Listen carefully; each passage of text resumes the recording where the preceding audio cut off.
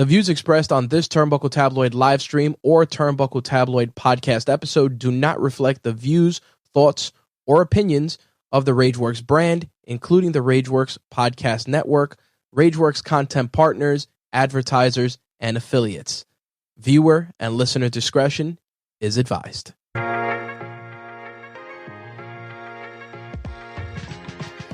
Hey, you. Yeah, you, the listener. In case you haven't heard, because I've been basically saying it for the past few weeks, we just started a new network. Yeah, New York Wrestle Media. It's a whole virtual experience visually for all those connected in the world of wrestling, pop culture, live stream video games. Oh, it's happening. And it's not only me doing it. Yeah. Got a few cohorts who jumped in the mix. Covering subject matters as history, indie wrestling, news of the day, pop culture, and like I mentioned, video games. I know, me too. I'm excited. Make sure you check us out on YouTube, Twitch, and on TikTok for New York Wrestle Media. Follow, subscribe, like, be a part of the vibe of all things connected with New York Wrestle Media.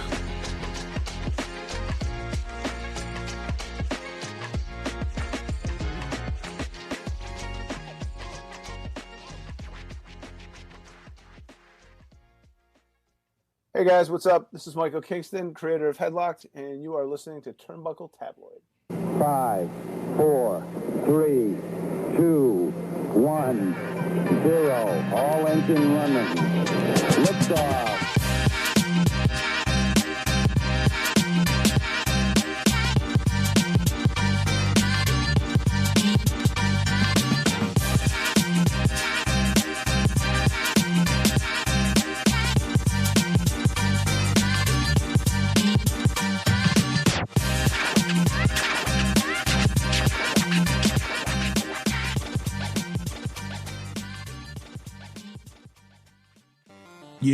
It's your boy Jada Red Santee, your host of Turnbuckle Tabloid, here to say thank you to you, the listener, for being a part of the 7 years of wrestling, babble, and all things ridiculous here at Turnbuckle Tabloid.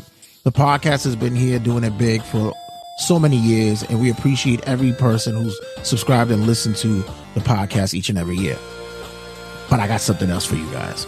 Yeah, we've been doing it up different this time of year. Starting to expand our wings a little bit more. We're hitting up the YouTubes, hitting up the Twitch, hitting up the TikToks. Yeah, boy, hitting up the IGs as well. We're doing live streams there, and I want you guys to be a part of it as well. It's going to be exclusive content there. So what you don't get on the podcast, you'll get on the live streams. So it'll be great if you guys like, subscribe, began following all those social media websites for Turnbuckle Tabloid, and believe me, you will not miss a thing. Catch us there.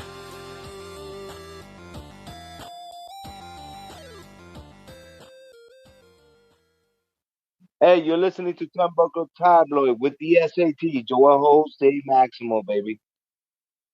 Give me that fucking mic! Turnbuckle Tabloid, cutting a promo. Cutting a promo this week, ladies and gentlemen, and I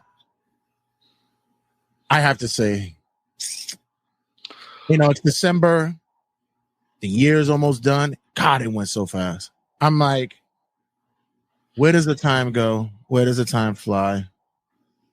Beginning of the year, we were just sitting here, Turnbuckle tableting up. During the middle of the year, New York Wrestle Media kicks up, and then now, boom, we're all running, all cylinders going.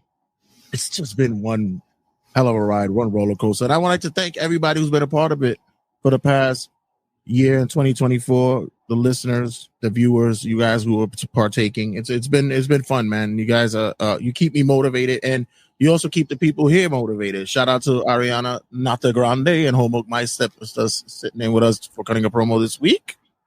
Mm-hmm. History and Headlocks will be out this week. This week's topic was celebrating the history of Saturday night's main event. Just quickly, I know you probably said it on the show this week, but Ariana, most memorable moment for Saturday night's main event for you? For me, I think it'll always be Liz and Macho. Honky Tonk Man, the guitar. No. The guitar shot to Macho. Yeah. Yeah. Yeah. Kind of reminds me how old I am now that you mention it. Jesus Christ, it's been that long. Not to say how old Ariana is, but you get the point, guys. And I learned my lesson. Mike, Right. Mike, for your generation, who was like the staple of Saturday night's main event when it made its return? Like what wrestlers were the one prominently shown for you? I don't know. It's always a mixture of like Cena, Randy Orton. I go out of the mainstay guys. I mean, for my generation, Saturday night's main event, there's really not. I guess a moment would be to see Matt Hardy box Evander Holyfield. That's the one thing that really stands out. Okay, yeah, that's those are. I think those are moments in where I was really getting drunk at that time, and I probably forgot about those days. As opposed to what I'm doing, that's a long story. Don't worry about it. Nobody needs to know about my issues. Any case, for me, I always loved about tag team matches. I've always been a tag team guy. I always love to see like the Strike Force or the Heart Foundation, especially the Bulldogs, and they always got at least a moment to showcase themselves on a stage like Saturday night's main event. And me being a tag team guy, even to this day, cutting a promo this week is celebrating not only a tag team, but a faction that's celebrating 10 years in positivity, productivity, and making sure you eat your bootios. Our guys, the New Day. I tell you guys, I asked you guys that if you wanted to sit in for this segment, and you guys were enthusiastic about that. Mike, why were you so excited to talk about the New Day? Because, well, one, we're going to talk about what happened on Monday when the 10-year celebration, but it's also one of those things where for so many years we predicted when the New Day would break up, but then for 10 straight years they never did. I mean, we'll talk about the inception of when they started and how long where they came from. I mean, how this whole thing came about, but it's interesting to say a stable tag team stayed together for 10 straight years with no breakups, no time off, just three individuals who stuck to the gimmick and stayed true to it for 10 straight years. I mean, the NWO was around forever, but it didn't last as long as New Day did. DX didn't last as long as New Day did. Evolution. A lot of famous factions. The Four Horsemen, never mind. The Four Horsemen definitely lasted longer. But, the New Day definitely, stand the test of time. Definitely Hall of Famers together. And I will say for Kofi, he does get a second Hall of Fame induction out of it. You mentioned some names. NWO, no. Yeah. Horseman could be a little bit over, but not by much. I don't think so. Right. They were possibly off and on for some time being. I believe that they were really put together around 84, 85. And I think they had a little more of a run till later on. Maybe 90s. Remember, they're different in variants of the Four Horsemen. I will make a correction. I will say, I guess, a faction that stayed together consistently. Because the NWO had maybe a year off. DX definitely the Attitude Era to 2006. Evolution was only around for 3 years. None of them stood long as the New Day have. Ari, I know that you had some time off from wrestling. You took a break for a little while. Were you around when the New Day popped back in? When the New Day popped up, would you pop back in? Not when they first got together, no. But I was familiarized with them maybe around 2018. So a few years into their run. Right. You didn't get to see the whole beginning, the ground up, as they would say. It was an interesting premise for three individuals such as Big E, Kofi Kingston, our boy, Davey Woods. Woods. I was over here thinking Consequences Creed. I don't know why it just popped into my head. I mean, we're gonna talk about it because when he came into WWE, I remember him as Consequences Creed from TNA, and his main roster run was not really spectacular. He was R-Truth's best friend. What do you think about? And you can't go farther than that. Kofi being the vet of them all, basically was a talent that already had his feet wet in WWE for some time. Xavier Woods coming from TNA Impact as Consequence Creed, and Big E pulling up from NXT, being their former champ. Was it when Ari, when you look at these individuals, like you said, you saw them later in 2018, you saw what their chemistry was at that time. Well, how did you embrace them? Oh, I thought they were fantastic. You know, they were hilarious. Their chemistry was off the chain. Their comedy was it was something. How can I explain it? I don't want to say it was something different that we had seen before, but it was just they made it stand out. You know, all three of them have very different personalities, but it all just meshed so well together. And just seeing how the fans embraced them and loved them so much, like you can't help but just like get pulled into their excitement. Yeah, that's the big thing. That's the big thing was the fan base. Mike, remember they started off, they were heels, correct? Yeah, and I wanted to ask you because when the time came when like they did the segment where Xavier came out after Big E and Kofi had a tag loss, and Xavier cut this passionate promo saying like guys like us need to start being put down. Like I want to know like because a lot of people speculate like this is gonna be the new Nation of Domination trio. Like, did you have any type of thoughts like that when you saw like what they were planning?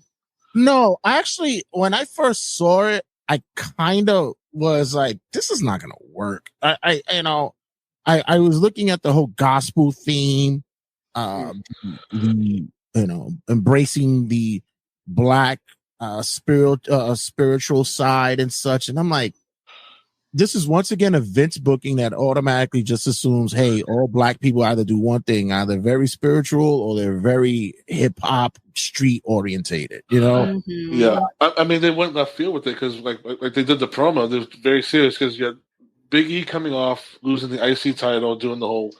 And I think it was kind of when Big E was doing the whole like gospel thing too. When he was like the Rusev is like coming to America and being disrespectful, and then you had Kofi Kingston coming off the Jamaican gimmicks, just being like a normal mid-carder, and then Xavier, like I said, just was pretty much brand new on the main roster, disappear for 6 months, and then you see vignettes of them in front of a choir, start preaching about how they're going to go, like Kofi's going to fly higher, Biggie's going to lift like more, like be stronger, Xavier's going to be smarter. And then when they debuted, and then the whole doing the whole clapping thing, and as far as like I want to hear your thoughts on the name, the New Day, because it's just the theme song.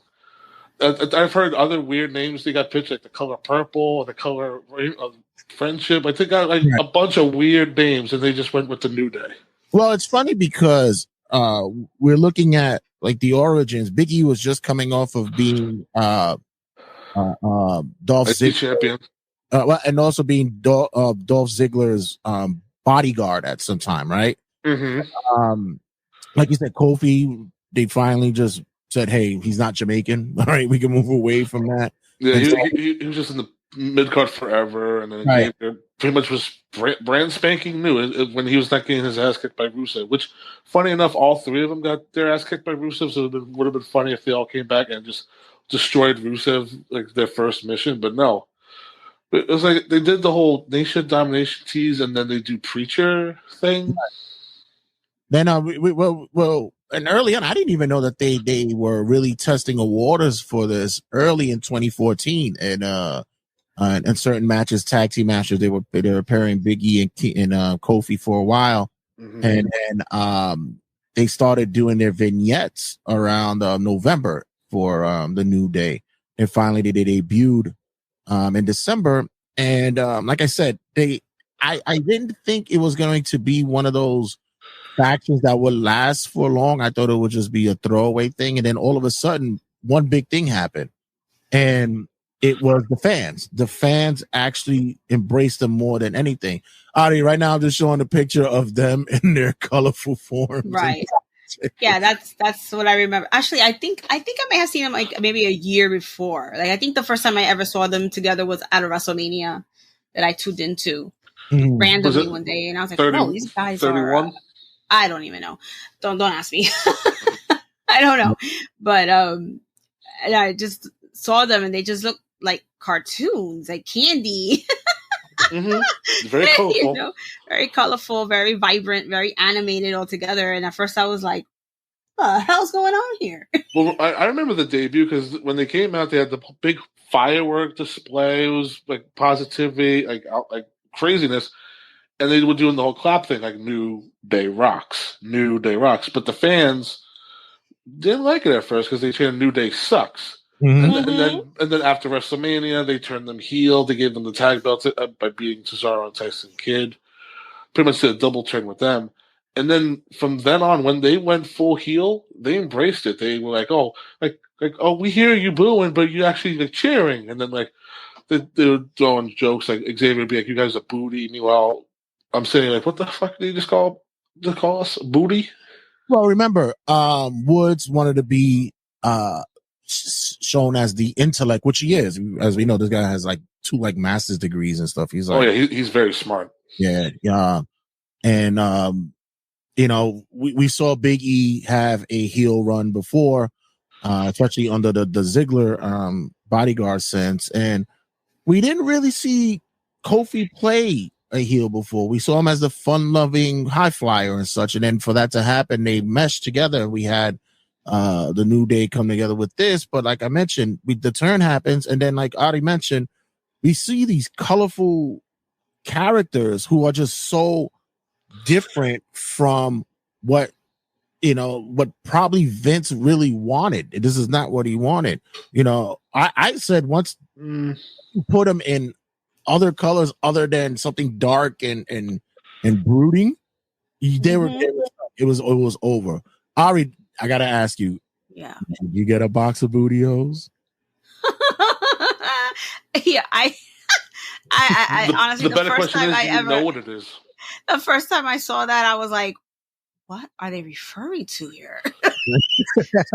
My brain went a whole different direction. I'm like, I'm watching this, I'm looking at them and seeing Biggie with his big meaty self gyrating all over the place, and I'm like, what are we referring to on this? Like, what's going on?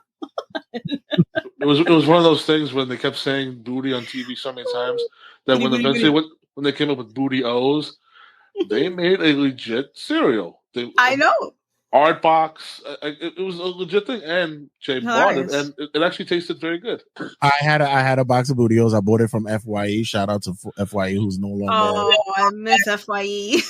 That was my spot. I had to stop in there at least once a week so I could get my Funkos and see all the stuff. So I was like, but were they fruity or what? It was more like Lucky Charms, I would think. Kind of, yeah. It was like that. Marshmallowy. Yeah. Because the marshmallow stuff, I think it was, I forget what it was. It was like unicorns. Rainbows, like that type of stuff. Like basically, like what you're looking at right there, like that was just them turn into cereal. And also too, remember they sold unicorn horns. Yeah. And you had grown men walking around with unicorn horns on their head. Christy would have loved them at that time. Oh, please. Are you insinuating something naughty, Ariana? No, she just loves unicorns and bright colors. So yeah, she's colorful. She's like a walking rainbow herself at times. Exactly. So that was the thing though, because they also not only were able to embrace the fans that way, culturally they were able to connect with the masses because they too were like the fans. They're into anime. They're into video games. A lot of their gear is referenced to the stuff in which is pop culture. I remember when they came out and they had the whole Dragon Ball Z gear going on. They had that look. They had the Power Rangers look as well. And that's the thing that a lot of people don't realize, like subtle with certain wrestlers and such. Hell, when Cody was dashing Cody Rhodes, he would wear the Zelda emblem on his boots. Not people know that, you know. So they took it, picked up the ball, and ran with it. And now every time you would watch the New Day, you would want to see certain references of what they were doing and what they had going on. We then go into what is considered the longest reign in WWE tag team history.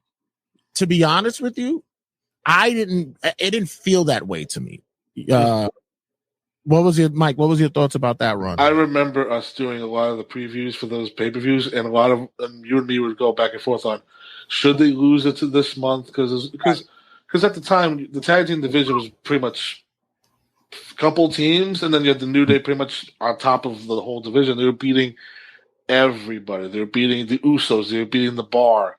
They're not the Bar. It was like Cesaro and Tyson Kidd, like them, the Dudleys. It was like every team under the sun, the Vaudevillains, and it was like then eventually the Bar didn't beat them, but it was like one of those things where it was weird not to see them with the tag belts, those garbage penny belts they had for so long. But right. I understand the time that they wanted to make history with them, but I think like no matches really stand out during that initial run they had with the belts. It was only later on when they split them with the SmackDown and the Raw tag belts. That's when like matches like the ones with the Usos would stand out more. I'm laughing because I'm thinking I'm going, Ariana, would you have liked to have caught a pancake from? I would have tried. I mean, Jay, remember when they tried to do New Day ice cream? I want to eat it. Oh, that's cute. I think I remember that. Yeah. But I would try to catch a pancake. Yeah. Also, they would do like weird things. Like Xavier, like right there, he has like the trombone. He would play the musically, he's talented as well. Because I remember when like that SummerSlam in Brooklyn, the Raw after, and he came out to playing like dan, dan, dan, dan, on the trombone, and Francesca was born. Right now, I'm looking at this picture, and it kind of got main event vibes going on here. I'm looking at this over here. I'm like, what the heck is going on? But you know what? It's stuff like that that gives inspiration for newer talent to come up with ideas. Because I mean, when you see the New Day do stuff like that, and you think, oh, like that's the most stupid thing. Meanwhile, it got over like gangbusters. Well, the one thing that I could say is that, and Ari could probably attest to this, is that you can't sit there and pigeonhole yourself to one kind of thing when it comes to gimmick wise. There's a lot of individuals, especially these indie guys who come up now. Everybody wants to look like a thug. They put on their kick pads. They wrestle in Jordans. They got the amount of jefes I see on the fucking indies is annoying. And that's almost borderline racist, but I get it though. I have to say that it takes a lot for an individual, like especially for the New Day, to break away from that. They took what they had going and they ran with it. They said, you know what? Let's take this that we find funny and fun and blow it up to extremes. Hell, like you mentioned, unicorn horns. We were buying unicorn horns. Grown men were buying unicorn horns. Mm-hmm. It's insane. Do you know what the equivalent of that is now? The scissoring. Really? Yeah, I mean, when you see all the hands at the AEW shows. But remember, you had grown men touching tips with the unicorn horns. Yeah, I've never seen that. What bathrooms were you in? It wasn't the bathrooms. That's what you. Oh. Okay. We're talking about something else there, Mike. Jay should just sit in the corner while we keep going. Because this is horrible. He was talking about the fact too. Plus, with the stuff they do on screen, they had a very big social media presence with up, down, down. Xavier Woods progress. That you did.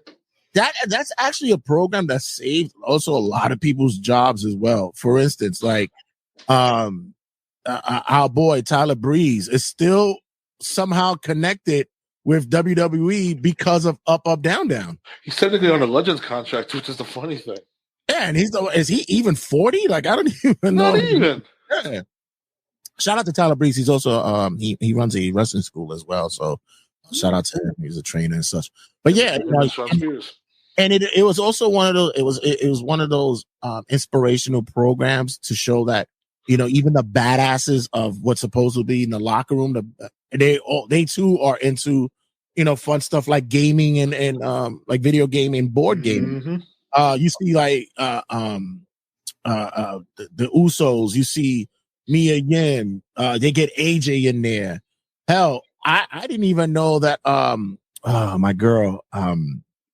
I always say that she drinks 40s with one hand. That even the toughest of the tough, that they sit there and they love to go. Samoa Joe, big fucking gamer. Like, it was crazy. Yeah. That you get you get these guys on the show. You see a different side of them. I mean, Baron Corbin, Shayna Baszler, like they'll bring like Randy Orton on, and Randy Orton's talk about, oh, I love Call of Duty and all this like this nonsense stuff. Like, you got to see a different side of the locker room, which, funny enough, got a lot of the older veterans pissed off about, because it's like, back in my day, we didn't do any video games, but it's like, you guys had fucking cards and dice. Like, what the fuck you want? Ari, you know the old that old time mentality. Get off my lawn. Exactly. What was your thoughts about like hearing the older statesmen, speak about how they were in the locker room in comparison to now? They need to chill.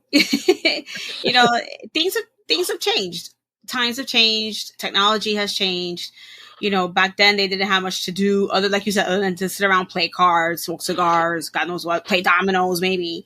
Now, I mean, these kids could bring because basically a lot of these guys are just kids, right? Yeah. And they could bring their consoles in and plug it in and start playing, boom, right then and there, just to kill time. And they are into the geeky stuff that wasn't around back then.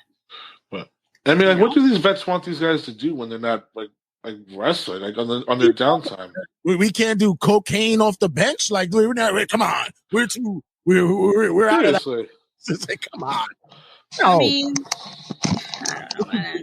This is why the New Day resonated and gravitated so greatly with the fan base, because that's who they were. They were the fans. And as hilarious, we'll see, like Ari mentioned, Biggie, twerking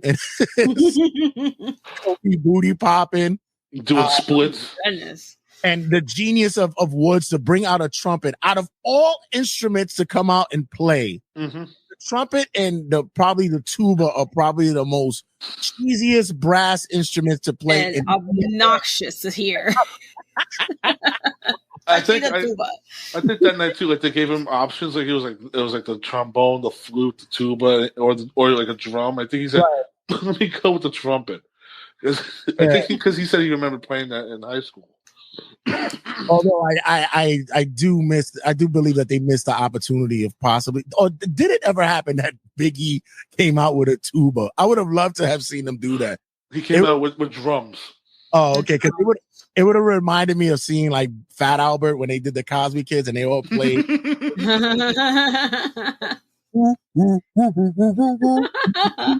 would have loved to have seen that. So we get a great run with them. They had rivalries after rivalries up and down the line. Especially, everybody knows that one of their biggest rivalries were against the Usos and such. And unfortunately, we get a horrific accident that occurred with Big E. Big E gets sidelined, and there was a possibility of whether or not will he be, and it's still up in the air whether or not he will be able to wrestle again. But Woods and Kofi stood steadfast. Even before then, I was gonna say, don't you want to bring up Kofi Mania? Yeah, I was gonna say, even before then, we get the push of all pushes. Ari, I know you were around for that. What was your first thoughts of this happening? That the fan base actually got behind Kofi. I loved it. It was something that we hadn't seen in a long time in WWE, is that kind of a push for that kind of an athlete. Smaller guy, say it, a man of color. And to see that kind of, the fans rally behind him and push for it, and it was actually granted to him. It was mind blowing.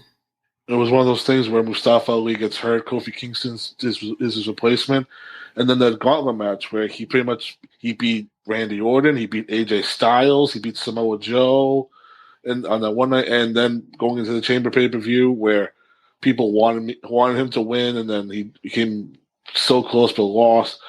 And it was so funny because it was very good too to have it was against Daniel Bryan, because then you had Vince McMahon involved. The last good thing Vince ever did, but they did the whole B+ player storyline with Kofi Kingston, and that resonated so much with the fans.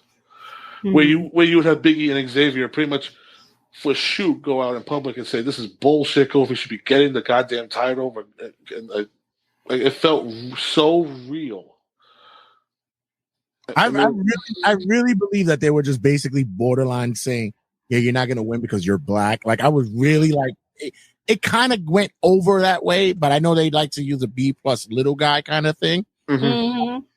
But it really had a strong force behind the reasoning why this happened at WrestleMania. I was in the building for when it happened, and it was probably the second biggest pop I've ever heard in wrestling history. The first biggest pop I ever heard live was Dolph cashing in on Alberto Del Rio. That was insane. I've never heard anything like that in my life. This was right next to it, and this is even crazier because it's in an open arena. The cash happened indoors. This was even bigger, and the pop when it happened was insane. It's even insane. It was even crazier because a lot of people didn't think like there's like a 33% chance he's gonna win. Like people like honestly didn't think they were gonna give it to him, and they gave it to him. He won clean, and the moment he had with his kids in the ring, where right, and they unveiled the belts at Kofi, and it was one of those like real moments because that was a moment where they definitely looked at Kofi and said, "Thank you for all your hard work. You busted your ass for so many years. Here's your moment." Yeah. Then we get a title reign with him. Ari, your thoughts of when Kofi lost to Brock Lesnar? A travesty of justice. 6 seconds. Travesty of justice. It's like why would you like? People say, "Oh, that's not," when people talk about people getting buried. Damn it, that was a burial. That was a damn burial, funeral, the whole 9 yards. Like you just take this guy and killed his momentum after 6 months of nothing. And it's a 6-second squash to Brock fucking Lesnar. On the premiere on Fox, where people are watching, so many people watching, and they're seeing a black man get buried by the big strong white man, and then let's forget about Kofi because here comes Cain Velasquez. Like it got worse but the minutes passed. It was like just like shut the show off. Like enough. Yeah, it was disgusting in my opinion. And they never addressed it again. Kofi wasn't like, "Oh damn it, I want my title back." He went back to the tag division. That's the part that sucked. What surprises me is that Kofi, that he even stayed in WWE after that. I would have been like, "Yo, fuck this, my contract's done. I'm out. Bye, see ya." At that time, I know at the time there wasn't much options, but oh my god, it's just I mean, AEW is about to start up, so that could have been something. But he's a company man. That's the thing. That's the thing. He stays loyal to a company that kind of wasn't too loyal to him, Yeah. So like then after that, like I said early on, we had an unfortunate injury that occurred with Big, and then we had 2 actually. Yeah, because he won Biggie actually got Money in the Bank. He won it. Right. And then he didn't even have a reign, and then he got guess what? Brock Lesnar came back around. Right. He jumped the belt back to him. Apparently Brock Lesnar is the burial of all blacks, maybe. Looking at seems like it. Yeah, we get the Biggie and the cash in. We got it on Raw. That was great. Biggie on Bobby Lashley, which was I didn't think that was going to happen. Biggie actually had a match with Roman Reigns at Survivor Series champion. I think he had one title defense against Drew, and then he was supposed to face Lashley, Owens, and Rollins, and Roman got COVID, so Brock goes in that match, and then Biggie, then his singles push pretty much evaporated. Then they went back to SmackDown, teamed with Kofi, and then, like you mentioned before, broke his neck on a German suplex, overhead suplex, and broke his neck. Then we get, we the New Day stayed together. That was one thing that it didn't hurt them much. It was unfortunate what occurred, but they stayed together. Usually, thought that's would have been the time in which they would separate them, but they didn't. and then we get King in the Ring.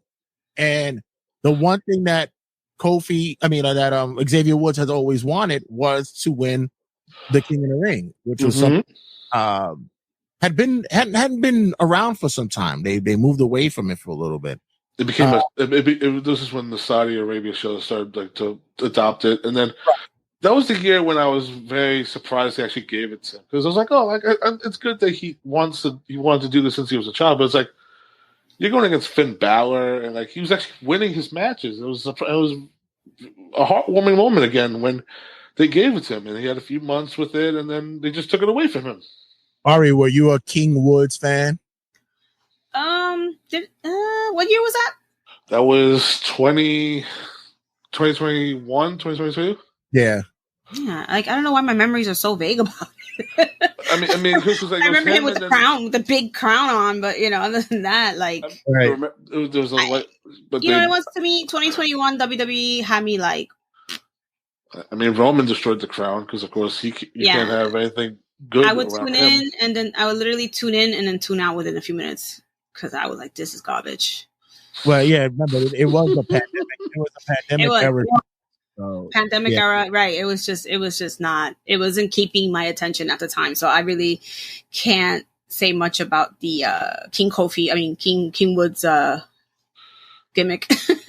And then after that, once Big E got hurt, it was pretty much Kofi Kingston and Xavier Woods holding the mantle for the New Day for the longest time. I mean, they're fine as the exception as a tag team. They had, I don't think they had another reign since like the initial brand split. But then for the last couple of months, this past year, they've been teasing it, dissension. They keep arguing with each other. And then, I mean, look at that nonsense. That's so cute. They kept referring to Kofi Kingston as Sir Kofi Kingston. Sir Kofi. But like this whole year, I mean, we were talking like every time they do Monday Night Raw, it's like what's the deal with this Karrion Kross thing? It's like, oh, here comes Odyssey Jones for like randomly for 2 weeks, and then he gets fired, and then the whole storyline goes up to hell. But did you celebration? Did you guys read what was the plans for with Odyssey? What was going to happen? Did you guys see what he was going to replace Big E? Yeah, he was going to replace Big E. Yeah. I mean, it didn't seem like that was the direction they were going, considering Xavier had like that like a little animosity towards him. Like, who is this freaking guy? Like, I just don't see how they would have what they would have done to have Xavier swayed in that direction. I guess I just thought that they were going to have him leave New Day altogether, and then be Odyssey, Kofi, and then eventually Big E when he was ready, if he was ever ready to return. Right. I mean, they would have definitely called them Big O eventually. Most likely, it would have been that. Yeah, they would have went that way. It probably would have been that after a while, Xavier would have embraced him, and they would have been able to move on from there. But then we get him a little tension that's happening after the whole shebangs or the shenanigans, the Odyssey, and Kofi's feeling a certain way. Xavier, now feeling a little bit more anguish and frustrations going on with the New Day. Kofi, he lets him know that, hey, now you're the quarterback, you run the team, you're the guy who's here, you take charge. And there was a lot of misses that was happening between them, and so that we thought that was going to be the anticipus of them breaking up. And then we get the 10-year anniversary on Monday Night Raw, and we get the return of our boy Big E. And well, I'll set it up for you. I'll let you guys set it up. Ariana, did you watch it? Yes, I did. Yes, I did. What was your first take on what you thought would have happened? So when they first both came out alone, it felt like they were going to announce their separation, right? Like they were very sober, they were very somber, and it just felt like they were going to announce that they were going to break up, that on their anniversary, New Day would be no more. I was prepared for that. I was like, all right, here it comes. This is how they're going to break them up. Cool. Right? But then when Big E came out, I thought he was going to save the day. The plot thickens. Right. I thought he was going to save the day. Now, one of the funniest things for me is once Biggie was injured and he was out, but then he started doing like the pre-shows with them and started doing like that kind of like office work for WWE. I said to myself, how come they don't just have him come out as their manager? Right. I was thinking that all this time, like, why not? Like, it just didn't make sense to me that he was not connected with them like that anymore. Mm-hmm. So, funny enough, 5 seconds later, I'm back. I'll be here every week. I'll be here every week, right? He's there. I'll be here every week. And in my head, I'm like, oh, now he wants to come back? And then 5 seconds later, Xavier goes, says it. now Exactly. you come back? Now you come back. And I'm like, It's that was me the whole time. I was like, oh. At that moment, Ariana realized I could write this shit. But then, it caught me off guard because I never saw this coming. Mike, like, I'll be honest with you, this segment, the way this storyline turned has been the most unpredictable thing for me. Everything else that WWE has done, like you said, I could write for them. Like, it's so predictable. Everything they do is so damn by the books predictable. This blew my mind. This one segment redeemed 6 months of all what the hell they're gonna do. Like every week it was like, period. You feel one's gonna turn on the other one's gonna turn on this one. And I love how like both, because it was like Xavier's switch, his switch was switched, and then Kofi go, wait a minute, Stone Cold Steve Austin came back from a broken neck. Kurt Angle came back from a broken neck, and then he mentioned AEW superstar Edge broken neck. That's I think that's what blew my mind. Is like when Xavier said it, I said, okay, here it comes. Here's the heel turn finally. This is it. Right. But then when Kofi joined in on it, and he was like, so you broke your neck. So what? I had the line of the night. Dude, I had to text my friend, and I'm like, yo, are you watching Raw right now? I can't remember the last time I text somebody that. Yo, are you watching Raw right now? I know a lot. Exactly. Yeah, I had a lot of people do the same thing. They were texting me going, are you watching this? Yes. Like, I think this is the most emotional I've ever been in wrestling in quite a while. A long time. Like, I was like, just with WWE, because I'm like, yo, what the? Because, like I said, everything for me with WWE is so damn predictable that I don't even tune in every week. I'll just either watch it on my DVR or I'll catch the highlights online. But somehow, something told me to tune in last week to watch this. Shout out to M2 and goes, they got me here feeling bad. I'm taking shots for Big E. I'm like, oh my God, what are you doing? The whole time, I was like, from the moment two kept like piling on him, they're like, you took an office job. You're one of them now. And like, it's just like gradually went from like to guys like he's like, no, like why are you being like this? Yeah, and the whole time I'm on the phone, my friend's at work, so she couldn't watch. So I'm not giving her play-by-play. Oh my God, he just said this! And she's getting so angry. She's texting me back like, how dare they? What's going on? And then I guess she went online and found like a clip of it and was like, I can't handle this right now. And then Xavier was being like, you want us to tell everybody the truth? The truth is that you're never coming back. Oh, and the crowd just went, aw. And I went, aw. Right here. But the funny thing is, like, I think looking at this segment, because you had Biggie walk away like all sad and depressed, and then you have Xavier and Kofi go, it's just us two, and they shook hands.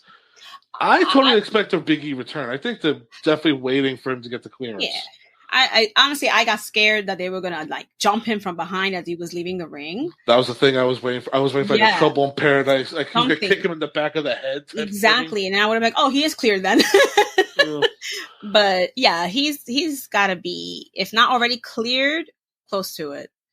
Yeah, what was pissing me off more than anything is Biggie cannot get his haircuts right. That's the thing that pisses me off more than anything. I'm like, look at this guy's hair. I mean, look, I'm gonna put it up. I'm like, God, his hairline is just ridiculous, and everywhere it turns to, I'm like, oh, that's come on, Jay, leave him alone. He needs to, you know what? He should just shave it all off. He and his friends turn on him. Leave his hair alone. Like we say in the hood, just come home, bro. Just come home. We're Take it all off. Take it all off. He needs to take it all off. But you know what? If he hears that, when he comes back and that theme music hits again, comes out bald, all pissed off, like, not for nothing. If he comes back by the Rumble, we can definitely see like a triple threat at WrestleMania with them too, with all three of these. with all three of them. But can we talk about how Big E's girlfriend went off on Xavier and Kofi after this? I loved it. It just so Kofi and your bird chest. She's a good sport, man. She's like, I'm going in on this. Listen, live the gimmick. Bring her in. Exactly. Live the gimmick.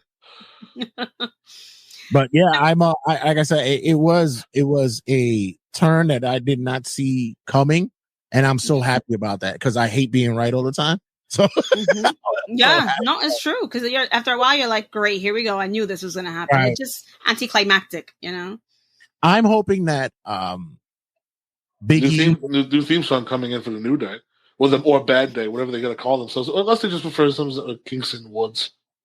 Well, I don't know. I think the New Day officially is like this is it. Last week that's it. I don't know because I feel like for them it's going to be a new day as heels, right. So they're gonna. I think they'll keep it. That and they still sell merch. They still can sell merch with a certain thing, depending on what. Hey, listen, if they could go full heel, they'll get like the whole like I said, the anime turns and all that. You get the Vegetas, you get Majin Buu looks and all that. You get My Hero Academia villains and all that. They'll be fine. They'll be good. Mm-hmm. So the Ninja Turtles are just like Shredder. Right, exactly. You get that going on. They look like the Foot Clan. They'll dress up in the Foot Clan outfit. But I totally expect a theme song change, but Def Rebels definitely gotta give them the shitty theme song. Generic dark song. Right. I'm for until he's able to be cleared. I'm actually looking to see if he's going to find himself a tag team to go up against the New Day from here on out. That's the look for me. Obafemi, anyone? Nah. I was thinking about the opposite way. What if Kofi and Xavier actually find a replacement for Biggie, like fucking Omos or Obafemi, somebody like that? Hey, it could be. Because maybe at the end of the day, maybe Kofi realizes, you know what, I shouldn't have done this to Biggie because it could be Xavier and Omos against Biggie and Kofi, like that type of thing. Well, we'll have to wait and see. With all three of them, it's interesting to see where they're going to go next. Yeah. I'm a fan of the belief that Biggie can be a mouthpiece for now until that happens. So get him a tag team, have put whoever he can together to go head to head against the New Day and such. So he's finally cleared. Would have been great that you'd have been able to have the Hurt Business still in the building somewhere along the line. We'd have probably been able to do something like that. Oh wow! I mean, we're asking about who would be Biggie's partner. They'll be just like, oh, let's put our truth in the storyline. Oh God, yeah, yeah. I can see that. Yeah, default him. Yeah, exactly. Yeah, that could definitely happen. But it's a big truth. Yes, it is. The big truth. The big truth. Oh God! Don't even throw that up in the air, Jesus! Because you put it on the atmosphere, it's going to end up happening. Shit. But yeah, that's gonna be the closing of our celebration of the New Day, the New Day that rocks. I'm expecting something interesting to happen in 2025 with this. I don't think this is just go away and die down the way it is. I actually expect possibly one last tag title run with Woods and Kingston before anything else goes down. I see this. Please get the belts off Balor and JD. Give it to a team that could actually give it to them now. Just give it to them now. Because I mean, you can have the evil New Day against the LWO against the War Raiders. Like, there's teams for them to face. Yeah, just have Riot them. 6. It would be something different. The utter disgust of Ariana. Like, just give it to them now. Just take it off of them. Like, they're doing nothing with those belts. Vince too damn busy trying to get back at Damian that he forgot he's the tag team champion. Which you did see Pierce did mention that. Like, don't forget. Yeah, he did. He did. Ariana has the grave ready for the Judgment Day. Oh, done.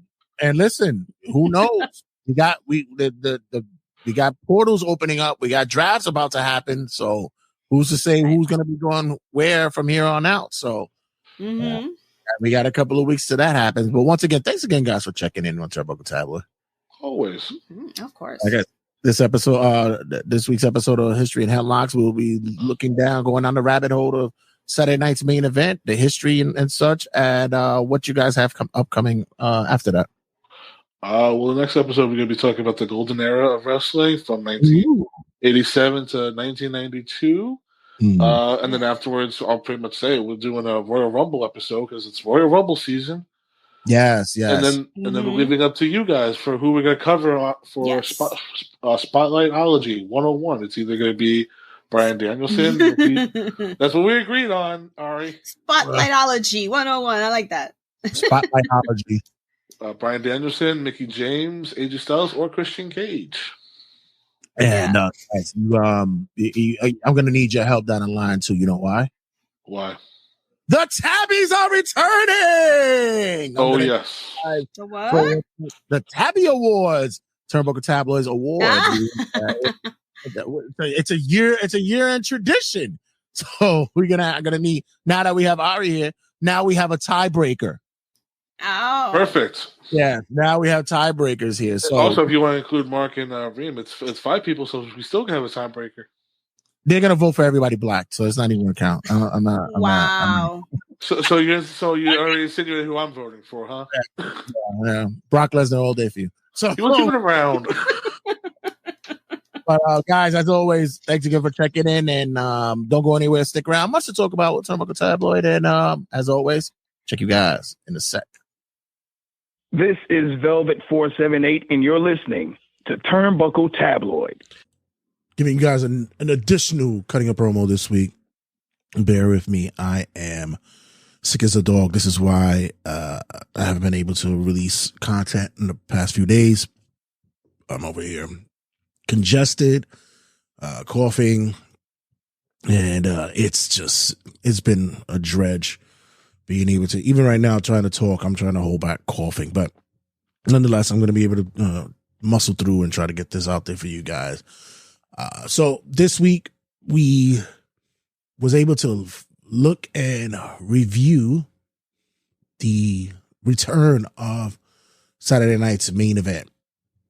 And me being the elder statesman of the network and the podcast, I have to say that this was definitely a callback to the early years of professional wrestling, especially with the WWF, WWE era.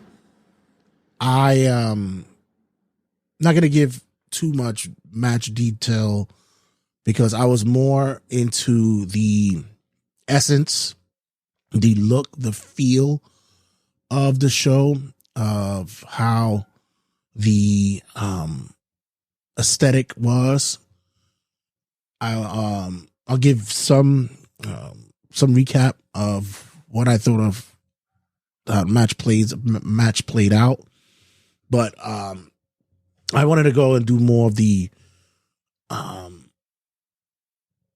memories and the nostalgia that went with Saturday night's main event. So remember as a kid watching it growing up, it was one of those things that it was a surprise whenever it came on. We didn't have the internet back in the days. You usually would get like a heads up on the TV guide, or they would do commercials on the network NBC to let you know that the main event was going to be running. So I was always excited when that would happen. I have to say maybe I was like 9-10 years old when that would occur. And my mom was very liberal when it came to a lot of things in life. I was actually, I had a moment with myself recently, and I sat down and I started thinking about how pretty lenient and liberal my mother was when it came to rearing me as a child. And one of the things that she really had a flexibility with was time of sleep. And of course, Saturday night main event was on a weekend and such, so I would be able to stay up and such. But it made me think about like how I was able to get a lot of things that not many kids would be able to. And I wasn't rich, definitely not. I grew up in the projects and such like that. But I was able to get certain things because, being an only child, I wasn't spoiled. I had to work for many of the shit that I got. But, my fair share of being able to get my hands on wrestling figures or wrestling ring or stay up past hours that other kids weren't able to do. I could say that I'm grateful for that. That and the fact that if I was hanging out, most likely my mom was hanging out too. So that was one thing. But anything, it was an era of which, like I mentioned, no internet. You didn't know what spoilers were because a lot of these shows were already were recorded, and it was always shocking to see certain things happen. I believe for me, one of the prominent episodes of Saturday Night's Main Event back then was the steel cage match between Paul Orndorff and Hogan for the title. And this is the finishing where both men climbed out of the ring and apparently both their feet hit at the same time. And I thought it was remarkable the way that, camera tricks or editing that what it was gave it the appeal and the look that they both actually hit at the same time. I thought it was a magical experience as a wrestling fan to see, and what became a story arc for that time. I believe that Orndorff was one of the biggest competitors for Hogan's title at that time. Excuse me, I'm just over here hitting the cough button. At that time, so I really believe that was one of those moments in Saturday Night Main Event history that I can always draw to and remember.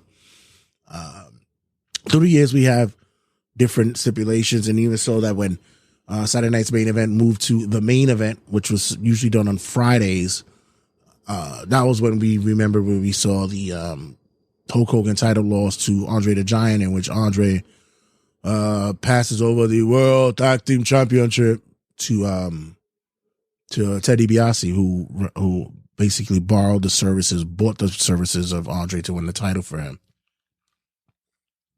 This was due to the Hebner twins' involvement. But years later, we got to see other Saturday Night's Main Events, and it went away, and they brought it back, and then finally it was off TV for some time. And then this past year, they announced that they were bringing it back, and of course on NBC. And I thought it was just going to be, a loosey-goosey, bring it back, have a, rejuvenized show. But they actually tried their best to keep it close to the skin to the original. They even brought back Obsession, the theme song that they used from years ago, which I was shocked. I was amazed by that they did that. It's one of those moments where in Spanish she says, "Se me para el pelo," meaning that my hairs was standing when I heard that. I was like, holy shit, this is cool. They even did the intro. Usually they would have like Hogan flexing at the end, and that would show them, but this time it's Cody with the belt and such. I really felt as though it was as though I was a kid again. Honestly, I really, really felt kind of old. Yeah, that's pretty much what it was. Yeah, I feel kind of old. No, I really felt as though that they really was in tune, and even they did it at Nassau Coliseum. The look, no big pyro, no big staging area. It was the walkway into the ring. Sure they had the pyro, yeah, but there was nothing like the Titantron and such. I had that long walkway into the ring. When the commentators first was pulling up, we saw them walking towards the ring. They brought back Jesse the Body Ventura, which was I saw a lot of people make comments about it, and they were saying stuff like, wow, he's really old, and I'm like, yeah, he is. And, he looks a little bit, yeah, he looks a little, yeah, he does. But you could tell that he was trying his best to keep the gimmick going. I saw him even be, and I heard him be even cheesier when he made the Cody Rhodes, Dusty Rhodes comparison and such. And that's Jesse. That's the classic verbiage that you got from him. Did it resonate and play off well with the newer guys like Michael Cole, Pat McAfee, and I forgot the other guy's name. It'll come to me later. But no, because Jesse played well with when Vince was on commentary, or Gorilla was on commentary. Well, Gorilla. It's that throwback, but still, he still was able to play that heelish commentator, which we kind of missed in our days of lore when it came to wrestling. Oh God, shit! Yeah, hitting that cough button is gonna really be essential. That's why I invest in the Roadcaster. So I really felt that the inclusion of Jesse, although it to the nostalgics, or maybe those who are fresh, fairly new, or just been a fan of the wrestling for the past couple of years but didn't know about Jesse's importance to Saturday Night's Main Event, maybe it didn't resonate with them well. But I thought it was such a reminding of and just a beautiful memory of what we used to listen to when we were watching it years ago. As for the night, matches wise, I have to say that all of them, they were okay. You had the triple threat match for the WWE title. It's all right. I mean, a lot of the matches just seemed rushed, and I get it because they were on time restraints. It's not like we were on USA where you could get maybe a little bit of a 5-minute overrun if you needed to, but these guys were on time restraints, and you could tell through these matches, especially with the women's matches that they had. But I had to say that I wasn't really a big fan of how all the matches were pacing wise.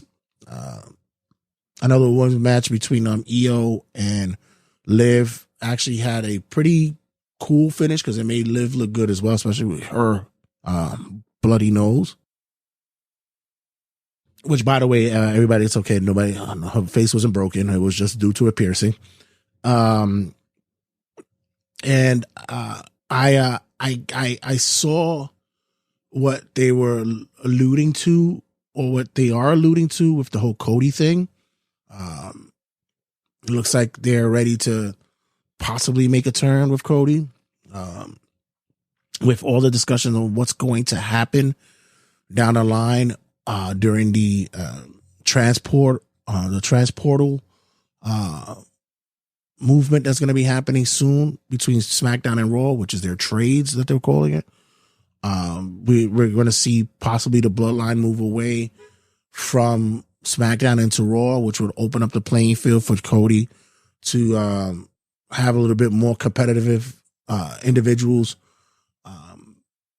being able to contend with him there. It's a good move for me. I believe that it actually brings more eyes to Raw and give SmackDown more of their own feel of taking over a show when it comes to their title hunt, because I think the Bloodline storyline is very much overshadowing that. I also think that it gives more of a avenue to have other entities on the roster on Raw coincide and play along with the Bloodline storyline, which is cool as well. But yeah, I'm very much involved with now seeing what happens with Kevin Owens down the line. We saw what occurred after the match. We put Cody in the package pile driver. There was some heat between Owens and Triple H afterwards. And all in all, I thought it worked out for the best. Same to be said about the inaugural U.S. Championship for the women's. Chelsea Green and Mi Chin. I thought it was such a beautiful homage that Chelsea played to her husband. The attire that she wore basically was a throwback Zack Ryder look with the pants leg and the trunks combo. She also tried to pull off the Rough Rider at a certain point in the match. I thought it was a like I said, decent match. You could tell how much of a time they were on, but the finish pretty much sealed the deal for me. That's all that was needed for me to show that, and the crowd loved it. They were, they were happy to see that Chelsea finally gets a pop and a title over there. A big shout out to Michael Cole for acknowledging the fact that there is another company outside of WWE, mentioning that TNA was the launching pad for Meechin's and Chelsea Green's rivalry. Big shout out to him for that. And yeah, I like I said, the only thing it would have fucking put me over, I would have lost it, is if they would have put the old FM kind of filter, the old TV screen filter on the like VHF, I believe it was called. Yeah, like the VHF filter. Give it really that retro look. I would have lost it for that. But other than that, I'm hoping that they can continue with the look, the ambiance, and the way that they are carrying the shows. It's a good look. It's a fresh look at the old with the new, especially when it has the walk-ins and stuff like that of the wrestlers and such. I think it brings a realistic but also very playful and classic look to the company. And right now they're in such a big upswing. We're just hoping that nothing can curtail this, because they're doing a really, really good job. And ratings are showing it. Numbers are showing it. Fan involvement and engagement is showing it. So I have to say, I'm looking forward to, I believe it's January 25th is going to be their next Saturday night's main event. And I got to look to see. Hopefully I'm off. If I'm off that day, maybe we could do a simulcast or whatever. That'll be cool. But other than that, I enjoyed the show, and I'm very happy for it. I hope you guys did too. Leave comments and such, and all social media outlets and such. I know it's a little bit late, but better late than never. So guys, going to close it out here. As always, don't go anywhere. Stick around. I'm going to drink more ginger ale and orange juice and NyQuil. I'm just going to get drunk off of the NyQuil tonight. And don't go anywhere. Stick around. Much to talk about. Check you guys in a sec. 5, 4, 3, 2, 1, 0. All engine running. Liftoff.